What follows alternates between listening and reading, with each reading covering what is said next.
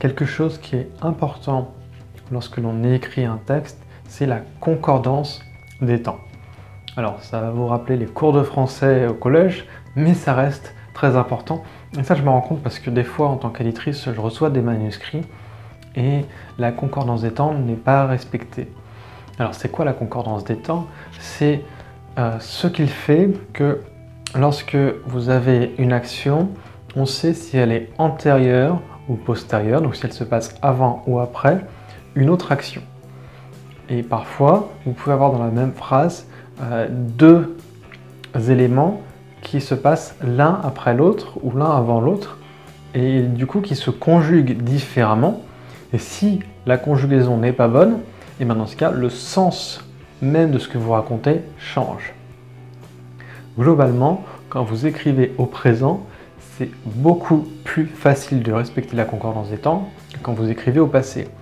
Parce que quand vous écrivez au présent, ce qui se passe en ce moment, donc au moment de l'action, est au présent. Ce qui se passe plus tard est au futur. Ce qui se passe avant est en général au passé composé, voire à l'imparfait. Mais vous avez cette différence et c'est assez facile de s'y repérer. Lorsque vous écrivez au passé, c'est un peu plus compliqué parce que vous écrivez déjà au passé, mais du coup le futur de votre passé est futur par rapport aux événements, mais est toujours dans le passé. Et tandis que ce qui se passait avant votre action est antérieur, donc encore plus passé. Donc en général, on utilise le plus que parfait à ce moment-là.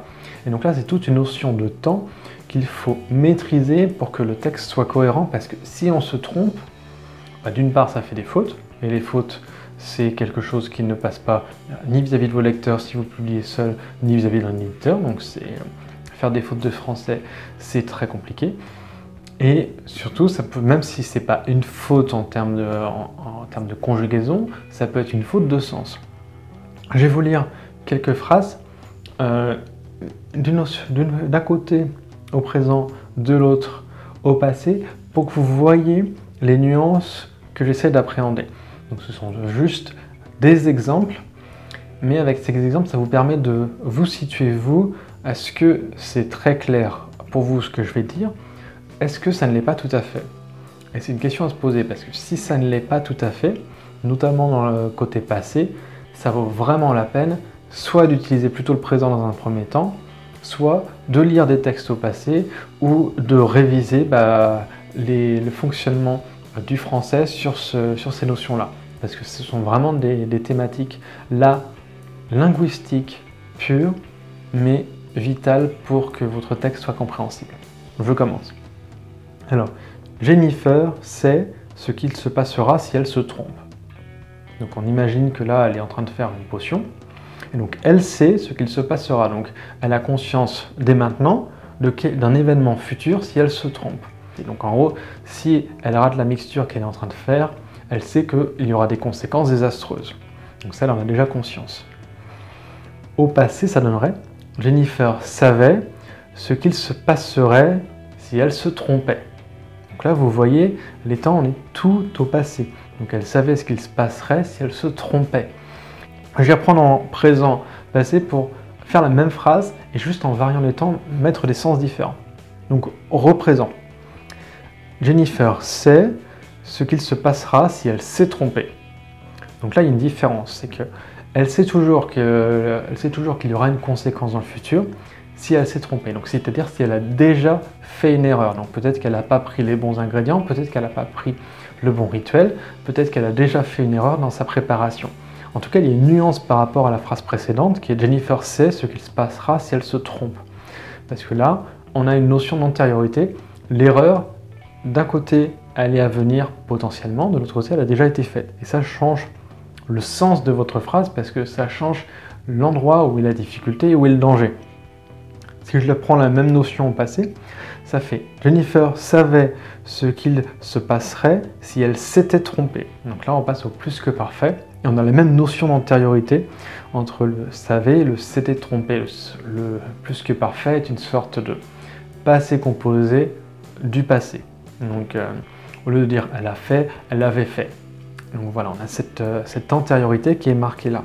Et donc ça change quand même le sens de la phrase précédente, parce que là, l'erreur a déjà été faite au moment de l'action, et donc on passe au plus que parfait, alors que si l'erreur n'était pas encore faite, et bien là on restait au conditionnel. Donc ça change beaucoup de choses. On va faire une dernière phrase aussi bien au présent qu'au passé. Alors, Jennifer sait ce qu'il se serait passé si elle s'était trompée. Encore une nuance différente, c'est que Jennifer a toujours conscience qu'il y aurait déjà eu des conséquences si elle avait fait une erreur avant. Donc ce qu'il se serait passé, ça veut dire que là, on n'en est plus à « elle va faire sa potion et on verra les conséquences ». On est « bon, heureusement qu'elle ne s'est pas trompée, parce que si elle s'était trompée, là, elle aurait déjà subi les conséquences ». Et donc au passé, ça donne « Jennifer savait ce qu'il se serait passé si elle s'était trompée ». Donc là, on a encore cette notion d'antériorité. Et ça fait que ça peut vite devenir complexe, si vous n'avez pas une maîtrise complète de la langue, de gérer toutes ces nuances de temps. Et quand je dis maîtrise complète de la langue, je vois souvent des auteurs, même confirmés, qui, sur une phrase ou l'autre, la concordance n'est pas respectée. Notre correctrice s'arrache régulièrement les cheveux sur ce sujet. Donc, si tout ce que je vous ai dit paraît vraiment simple et évident, très bien.